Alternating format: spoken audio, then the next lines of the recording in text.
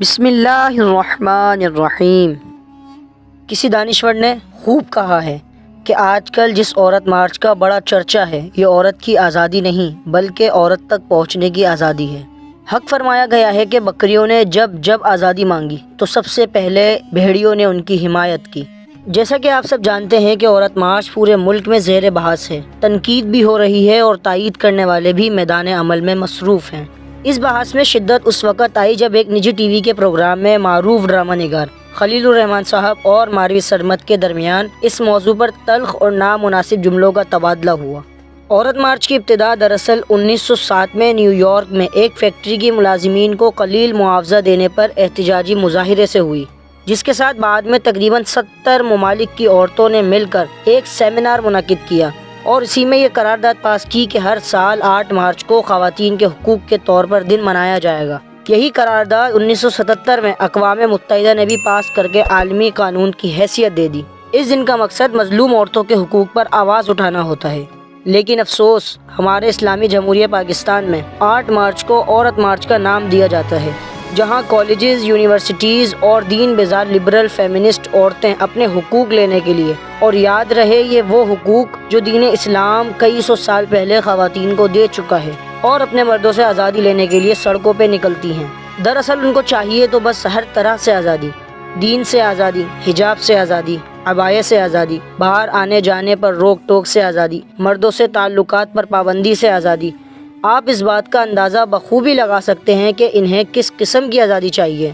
دراصل عورت مارچ کے نام پر مغربی لباس میں ملبوس بے حیائی، عریانی، فحاشی کو فروغ دینے والی خواتین کا مقصد ان حقوق کو طلب کرنا ہی نہیں ہوتا، کیونکہ ہر عاقل شخص کو علم ہے کہ اسلام پہلے ہی تمام حقوق خواتین کو دے چکا ہے۔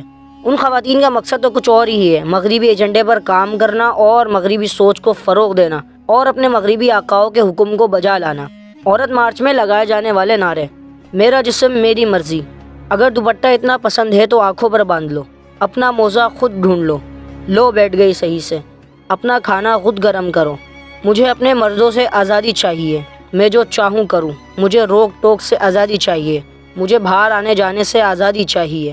اس کے علاوہ بھی مزید ایسے بیہودہ اور غلیظ نعرے ہیں جو میں بیان نہیں کر سکتا، اور ایسے نعرے جو اسلام کے خلاف توہین آمیز ہوتے ہیں۔ ہاتھوں میں پلے کارڈز اور بینرز ہوتے ہیں جس پر غلیظ و بیہودہ نعرے لکھے ہوتے ہیں جو ایک غیرت مند شخص پڑھ کر شرم سے پانی پانی ہو جائے۔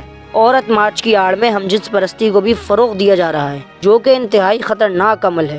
میرا جسم میری مرضی کے نعرے اور عورت مارچ کے پیچھے لادینیت اور الحاد کا ایجنڈا کار فرما ہے۔ اسلام نے تو عورت کو پہلے ہی حقوق دے رکھے ہیں۔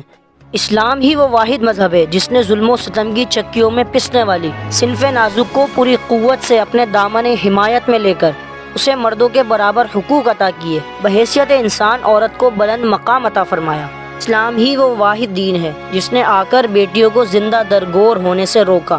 عورت مارچ میں جو نظریات عام کرنے کی مذموم کوشش کی جاتی ہے ان میں سے ایک یہ بھی ہے کہ دوپٹہ اتنا پسند ہے تو آنکھوں پر باندھ لو۔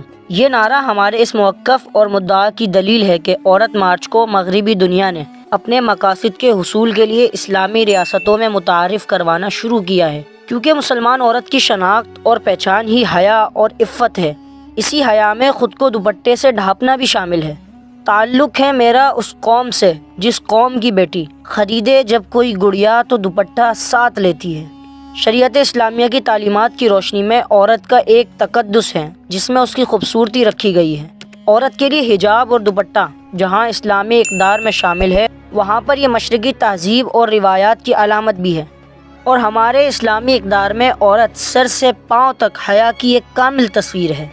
اس موقع پر مجھے اکبر الہ آبادی مرحوم کا ایک شعر یاد آیا: بے پردہ وہ کل نظر جو آئیں چند بیبیاں، اکبر زمین میں غیرت قومی سے گڑ گیا۔ اللہ تبارک و تعالی کی بارگاہ میں دعا ہے کہ اللہ کریم ہم سب کو سمجھنے اور عمل کرنے کی توفیق عطا فرمائے، اور ہماری ماں، بہن، بیٹیوں کو تمام فتنوں سے محفوظ فرمائے۔ آمین یا رب العالمین۔